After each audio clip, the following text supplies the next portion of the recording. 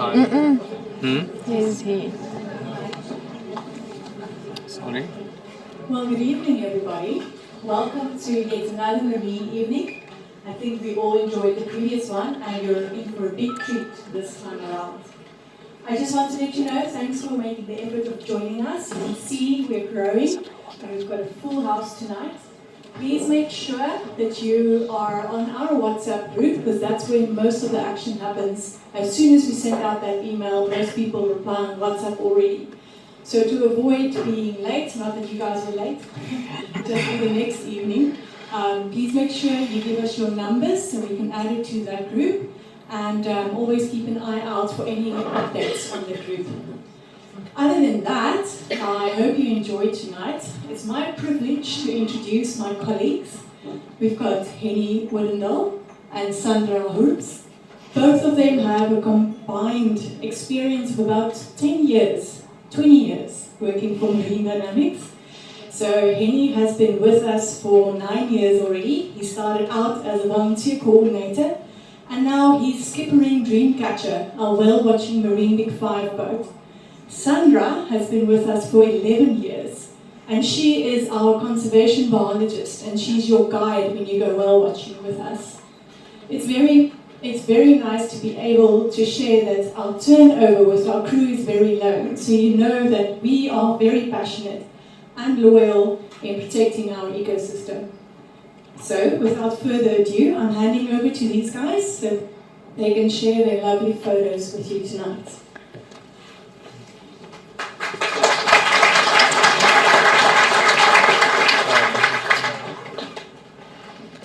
Thank you, Kari, for the introduction, and good evening, everyone. Hennie and I are very excited to share our experience of the flock to Marion that we experienced in January. It was truly a dream come true.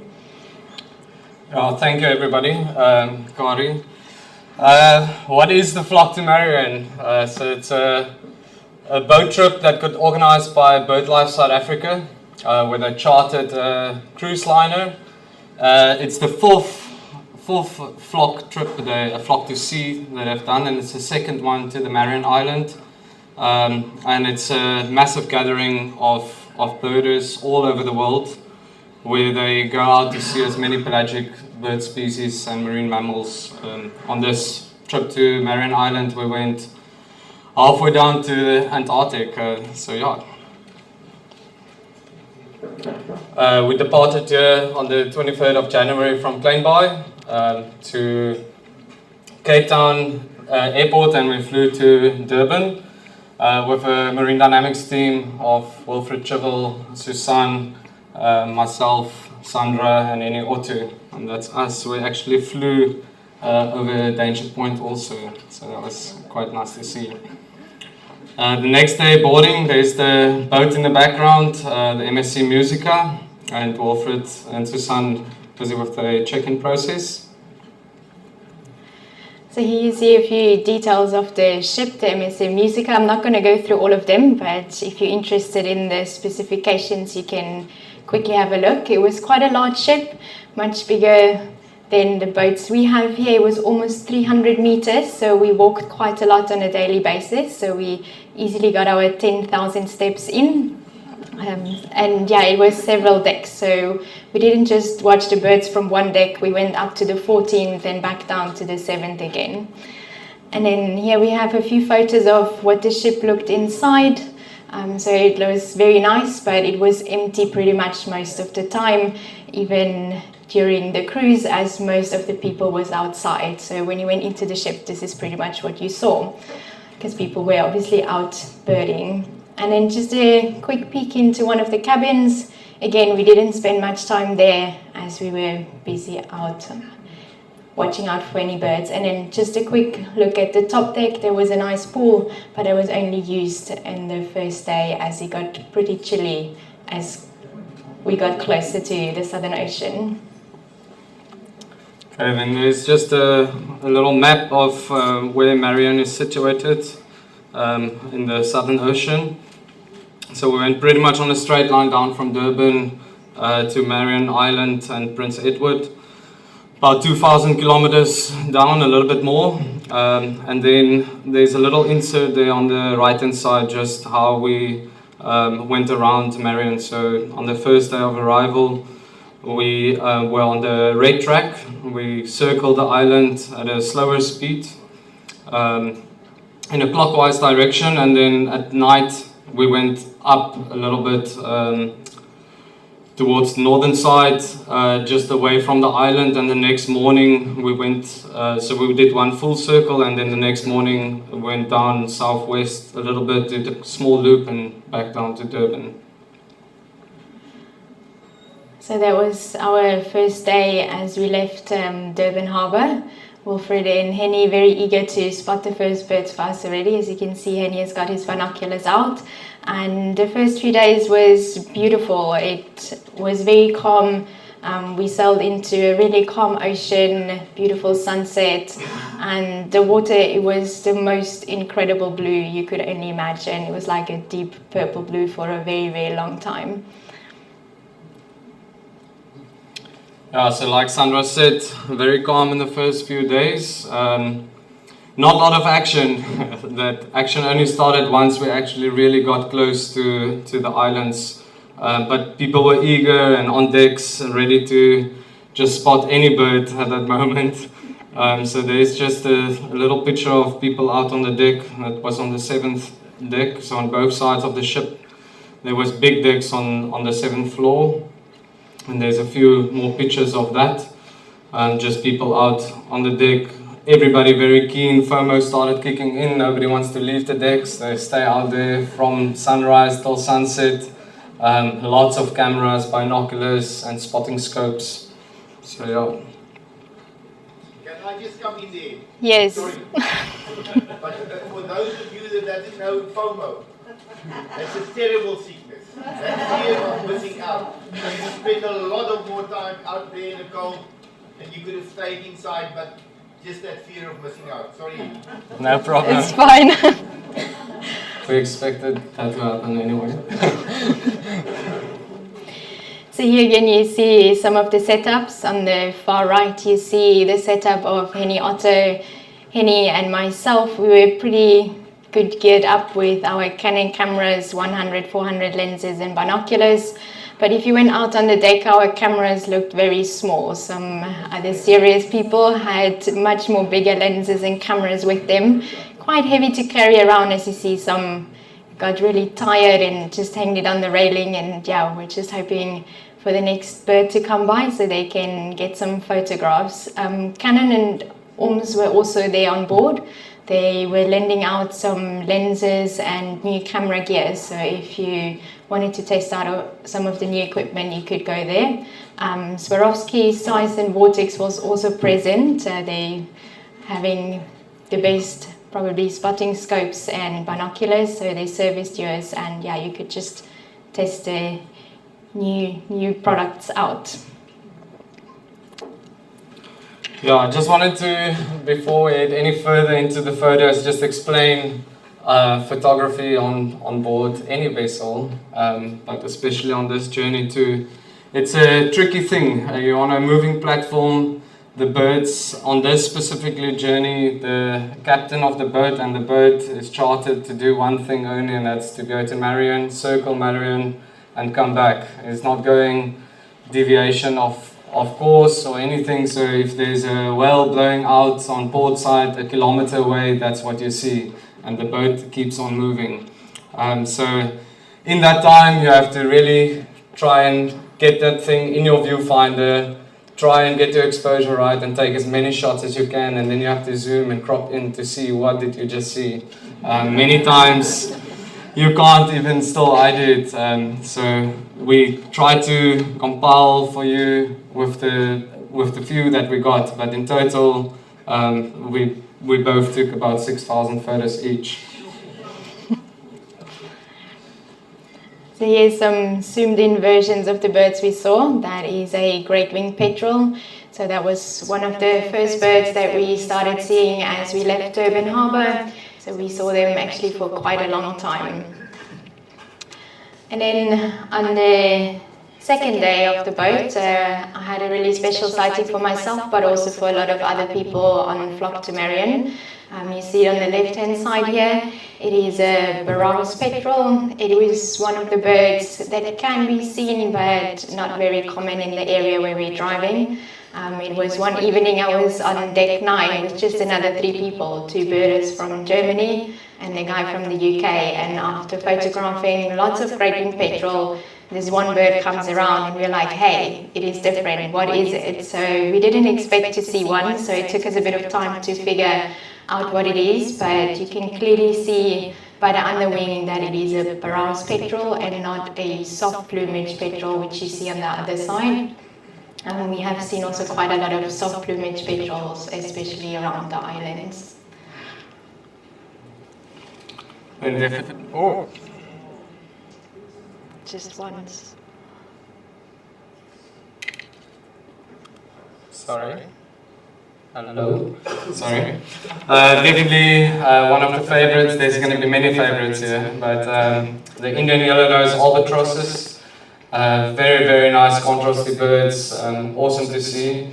With its nice white underbelly, white under the wings, and then the dark edges around under the wingtail, and then obviously the black dark beak with the yellows coming through there. So besides some of the birds we did encounter on our way down and up, we did also see a variety of different whales and dolphins. So here's a combination of some of the whales we did see. At the top left we have a sperm whale, and we did actually see quite a few of them, but as Hennie said earlier on, some of the whales were rather far away, so if they're a kilometre out, they will stay a kilometre out till we pass them. So that's the best we could get of it. And then just below we have a southern bottlenose whale that was actually on the way up. We were having coffee one afternoon and then Hennie left because they were calling out a whale breaching, and then Jade left too, and then me and Hennie was left, and then Hennie's like, no, you can go too. So I also stood up and ran to the other side of the cafeteria just to have a look at the whale. So yeah, there was also a bit of a running forth and back just to get a look of those special sightings. And then on the right we have some strap-toothed beaked whale that was on our way back after we left Marion Island. It was a beautiful calm morning, perfect for spotting some cetaceans out at sea. Another whale species we have seen was a sei whale. It just appeared next to the boat with its mouth open. You can see some of the baleen there, and yeah, the ship was just moving, and I wish I could just tell the captain, like I can say here on our boat, just please stop the boat. This is amazing, stop the boat, we want to see more of it, but yeah, the boat was just moving on. And then there was a few other whales and dolphins we did see. Unfortunately, we couldn't get a good enough photo of them to include, but some other amazing sightings were of some striped dolphins and then the hourglass dolphin. On the boat, like I said, you're out the whole day, standing, looking through the binoculars, constantly scanning. There sometimes you get tired also. So you're at the back of deck 14, close to the cafeteria, is nice seating, and there's just a team of Marine Dynamics sitting, relaxing a little bit, but still scouting. And then me being tired on deck 7, still with binoculars, but just sitting down on the ground. And then on my way to the Orm stand, which I visited quite a lot, to go check out some nice camera gear. There was also sighting boards at the BirdLife stand, where you can go and see just what was the sightings that was confirmed for yesterday and the day before, as you go on and on. So it was always nice to just pass by and see what people saw. Did you see it? What could you see? What did you miss? And then they also had some guest speakers organised that gave some various talk on different topics, obviously around seabirds and Marion Island. I've only included one here, which was from Peter Harrison. It was amazing to listen to his stories, and yeah, a lot of people call him the David Attenborough of the seabirds, and he truly is. If one person can move you to tears while speaking, it is Peter Harrison. And as you can see, on the other photo, the theatre was packed full with people. And then eventually we made it. So we reached the Southern Ocean and the Prince Edward Island. One of the expert guides or bird guides had the map on his phone and he was pointing towards the islands in the distance. We had to keep a 12 nautical mile distance to the island, so we couldn't go too close, but we still had amazing looks at the seabirds and the island. So on the right you see first Prince Edward Island, which was the first island we saw. And then later on we saw Marion Island. That's a black and white photo just to highlight the snow caps you could see on the mountain. And if you have a very close look here on the bottom right corner, you can also see the research stations. So we were lucky to see the islands for about half a day, and then after that the clouds moved in and we were not able to see the islands anymore. Then some of the penguins we saw 4 species of penguins. It was the Macaroni and King Penguin, rockhopper, and one sighting of a gentoo penguin. I think there was 2 sightings on the entire trip, but Hennie and myself were lucky to see one of them. Here on the left hand side, the first 2 photos are the macaronis. Very nice, in small rafts we saw them in nice clear blue water, porpoising out of the water. And then on the right hand side is 2 king penguins. And then one of the stars of the show was obviously seeing the wandering albatrosses. We have over 40% breeding on Marion Island and Prince Edward Island. We saw quite a lot of them. We saw them in different plumages. There was also words of seeing a Tristan albatross, but it is not confirmed yet because the differences between those 2 is very small. Female and male have different plumages over the years, but these are all wandering albatrosses. Another highlight for me was seeing the Sooty albatross. That was one of the birds I was most keen to see, and they were more beautiful than I could have ever imagined. Beautiful dark plumage, white mascara around the eye, and that beautiful bright yellow line through the beak.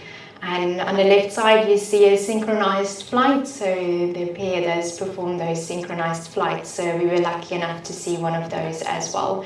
And if you have a very close look at the albatross at the bottom, it's looking up to the other one, making sure it's not making any mistakes and staying synchronized. Another highlight was the light-mantled albatross, very similar than the Sooty. Slight lighter plumage, but then still with the nice dark head. Also with the mascara, but then it has a blue line through the beak. Very beautiful. So throughout the tour we saw 4 different species of storm petrels. They are fairly small, the size of a swallow. Some species only weigh around 20 grams, which is the weight of a pen. So it was quite challenging to photograph them from a big boat. So these are the black-bellied storm petrel. We saw quite a few of them around the island. And another storm petrel we saw closer to Marion and Prince Edward was the grey-backed storm petrel, a sought-after bird for many. Here it was in the morning when the sun was still out, but as the clouds moved in, it got much more difficult to see these storm petrels. As you see, they're grey on their back, and once the ocean has a grey colour, they just blend in and you lose them very quickly. The guides also said look out for the kelp, and we were looking out for the kelp, and it was the easiest way to find these grey-backed storm petrels. So they feed on larvae of goose barnacles in the kelp, and so it was easy to find them rather than looking for a tiny bird itself. And then the other 2 storm petrels we saw was the Wilson and Leach's storm petrel, but once again the photos are there but very blurry, so we didn't include them. Another highlight was the grey-headed albatross, also a very beautiful contrasted bird, white underbelly, white under the wing, surrounded with the black tips around the wing, and then also a nice grey head, and with his yellow line on the beak above and at the bottom, very pretty. And then some of the birds that we actually see around here too, the white-chinned petrel, we see quite frequently out on our boat. And then another memorable sighting was of this pintado or Cape petrel, which you see on the right-hand side. So there was only one sighting of one bird. It was hanging at the back for a long time, so a lot of birders started moving to stern to see it, but yeah, eventually it came along the side and passed us on the bow, and I was able to capture this photograph of it. And then some birds that were in abundance but very difficult to ID was the Prions. A lot of experts also didn't make a call when they flew past. They are fairly small, have a wingspan of just 56 to 58 centimeters. At the top left you see two different prions. Don't ask me what it is, I don't know. But yeah, we have seen throughout the tour the Selwyn's prion, Antarctic and fairy prion. There was also talks of other prions such as the broadbill and slenderbill prion, but the sightings have not been confirmed by the experts to date. And the bottom right corner is just a little way to try and show you the prions amounts, but around the island this was in the thousands. It was crazy. Everywhere you look from the boat around the island there will just be lots of prions, and the further you look on the horizon the little white dots will just disappear. So it was a massive amount of them, and they kept us entertained all the time. So if you don't have an albatross or something to take photographs of, you take it of prions. So we took many shots of prions to get even these ones. Wilfred once told me on the back on take 14, did you get that photo of the albatross with all these little babies?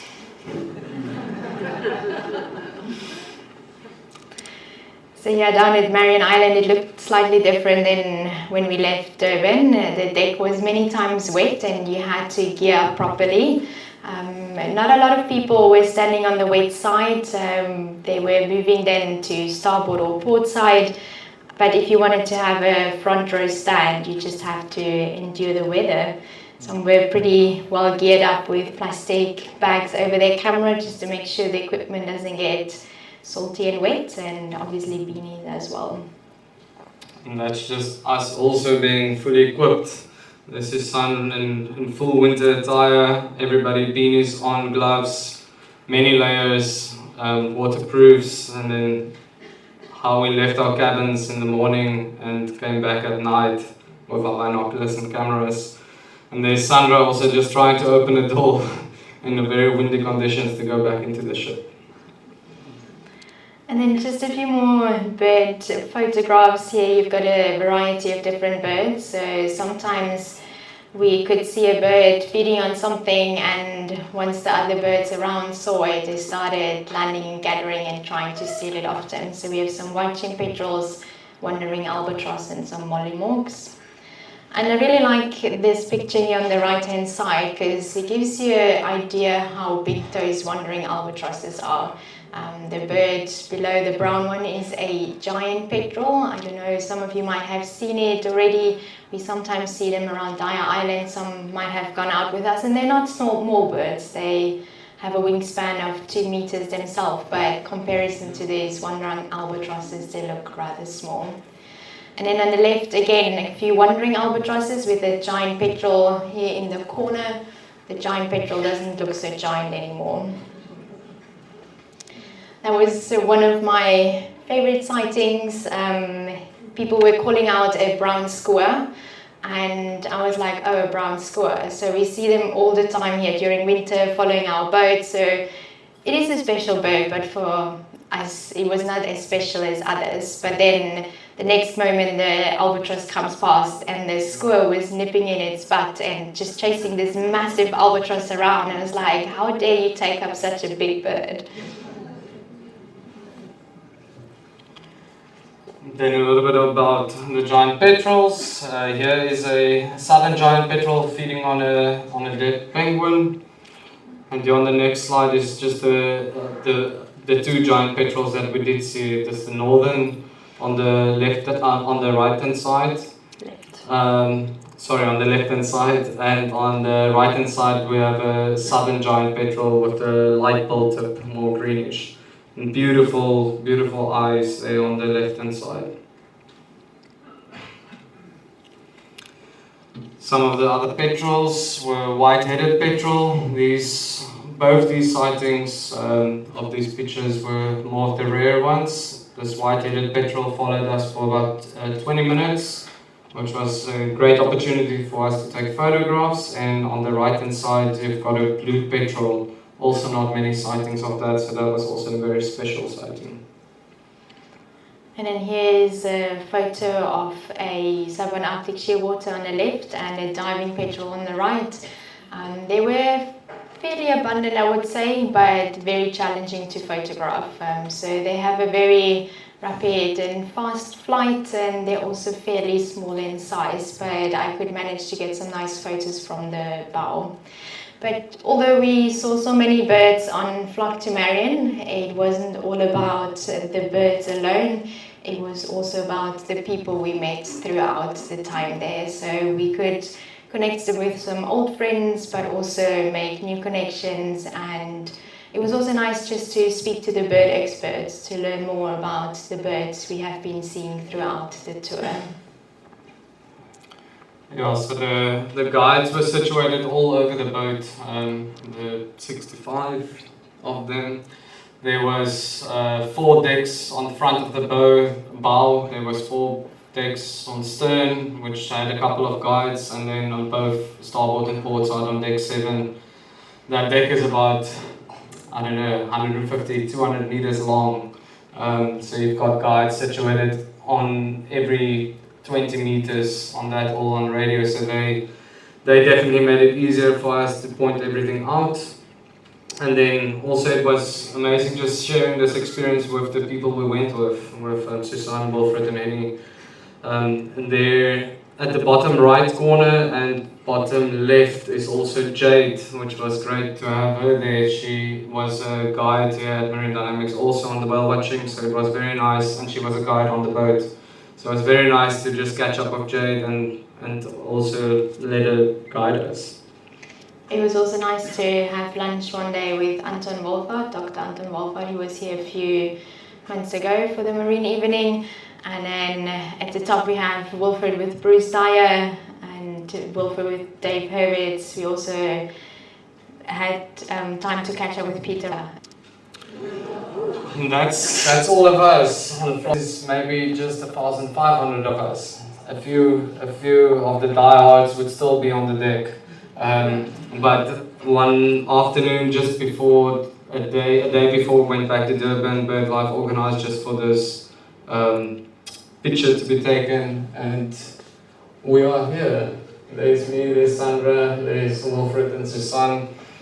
So yeah, that's our group of birders look together.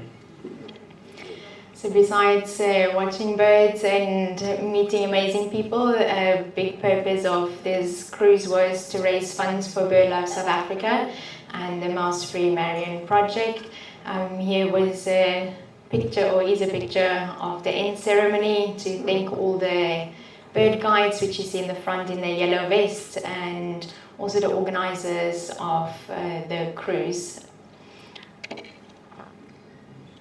And then, yeah, thank you, that was it. I hope you had it, or could get an idea of what we experienced.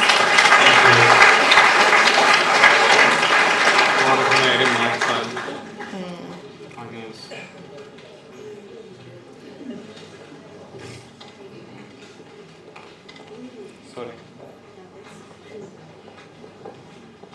Here we go. Thank you so much, guys. Do you guys have any questions? Well, just quickly let me ask, if you do, please give me time to get to you with the mic so everybody can hear your question, and then these guys will answer. I'm normally hard enough. Tell us a little bit about why did they do this trip to Marion? What was the main aim for that? So I said it in this slide, I don't know if you listened, Wilfred, but it was to raise funds for BirdLife South Africa, but also for birders to connect, and obviously the most important, to raise funds for the Mouse-Free Marion project. Don't know if everyone was able to listen to the presentation from Dr. Anton Wolfhard, but the mice on Marion Island is a huge problem for the albatrosses as they start eating them pretty much alive. Do you want to add something, Wilfred? You're welcome to. Just to add to that answer, Sandra, we also have that previous talk by Dr. Wolfhard on YouTube. So you can go to our YouTube channel and search under events for that presentation. It was streamed live, but it's also available afterwards. And speaking of which, I also want to say thank you to everyone that is streaming or joining us online. There's people from all over the world also watching our marine evenings these days, and that's also very good to know that we're growing that way too. Hopefully we will have a very wide audience not too far from now. I'm going to start in front with the questions and make my way to the back. Please just be patient and just continue to raise your hand if I miss you. Thank you.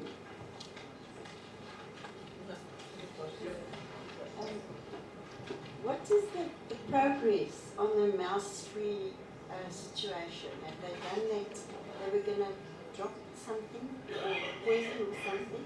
Have they done that yet? No, they have not dropped the poison for the mice, so they're raising funds to make sure there's enough money, because it's a huge operation to take all these helicopters and the bait down there.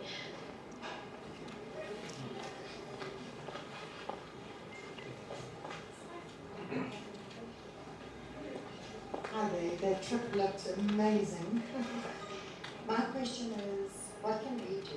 Because we're not conservationists and we're not involved in the Mouse-Free Marion Island project. What can we do to help? What small bit can we do to help? Where can we go? Who do we contact? Is there something online that we can do that will maybe help to speed up the fundraising efforts?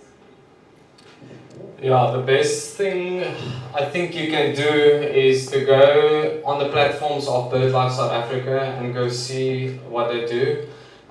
You can do a membership of BirdLife South Africa, and in that way there's a certain, what do you call the league membership? I'm not sure, but there's a certain donation where you automatically do sponsor a hectare of Marion. So that after hectares you can buy. So that was the best, but I think also spread the word. So the best is that the word comes out to the right people where the real money is, and because they need a lot of it. They're going to need a lot of it to make it successful.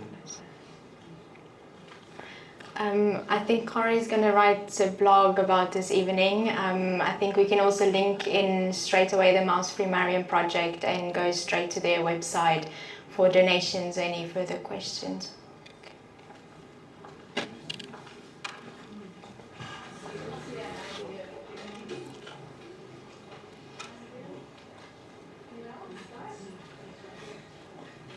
Right. Did they have to qualify to go on the trip? How did we choose who was on the trip? And were the people from all over the world? So anyone could go. You didn't need any qualification to be on this ship. You just needed to get your ticket through MSC. But yeah, as I said, it was organized by BirdLife South Africa. The guides that were on board, they had qualification, most of them, or at least guiding experience, or if you wanted to present something. But yeah, other than that, everyone was welcome. There was people from all ages, elderly people, people our age, but even children. So all age classes, people from all walks of life were present, and also all over the world. There was people from China, as I said, from Europe, a large group from Sweden, South Africa, so pretty much from all over.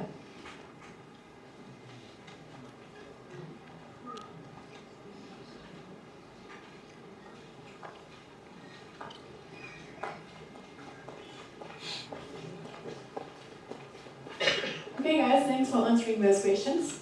And thank you all for listening so intently. I hope you enjoyed the amazing photos that these guys took. And also just to remind you, they also take photos on our Marine Big 5 tours. So if you want to know what we're seeing out there day to day, please go visit our website under daily blogs. That is whalewatchsa.com. And yes, I just wanted to make sure that's the correct one, whalewatchsa.com. And under the daily blogs, you will see all of the incredible wildlife we see here. So if you are not aware of what the Marine Big 5 are, that's sharks, whales, dolphins, seals, and Penguins. penguins. Thank you. I just quickly wanted to add, Wilfred just reminded me, we've also got 2 rockhopper penguins currently at the African Penguin and Seabird Sanctuary. And they are at the back, they're not allowed to be with our other African penguins. So they're probably also from Marion Island, but we don't know. So what we've decided we're going to do, and it's also a project of Hennie and Sandra's, they've been speaking to people to get a tracking device, and there will be a satellite tag that we have ordered, and it's a lot of admin and things that we have to do. So we're going to get this and we're going to fund it. Marine Dynamics is going to fund it, so we can actually find out what happens to the rockhopper penguins. You would also remember we had another one. We went out for 6 hours, 3 hours there and back to get to the Agulhas current, because that's where we have to drop the rockhopper penguin. So that works like a conveyor belt to hopefully help them to get back to Marion Island. So we will keep you posted, and we're going to have like little bracelets and a way that you can support this cause to also fund the tracking device, and that you would also be able to follow them. So of course my first thing was like, what happens if they die on the first day of the track stop? But okay, worst case scenario, Wilfred always gets very emotional when we are there now you're releasing this penguin, and it's between all these freight containers, what are those? Shipping lane. The shipping lanes. It's like freaking a highway out there, and it's massive, and you're dropping this little penguin in. So hopefully it will be able to follow him or her back to Marion. What, do you want him to go out? On the cruise. No, we want to do it. We don't want everybody to know it's ours. We're going to do it, and we're going to do it from here. So we will keep you posted about that. Thank you, Gordon. Thank you guys, that was Christine. She's our PR and she's also Wilfred's PA, so always informative sessions with her. And that's it for tonight, guys. Thanks again for coming. Please keep an eye out on our WhatsApp groups for the next update. We're still organizing a speaker, but we are thinking about the 8th of April, but the date will also be still confirmed. And with that, I'm going to invite you through to the whale room to get some soup and bread. We want to thank the Great White House team for preparing our evening's food, and I hope you enjoy the rest of the evening. Thanks again for joining.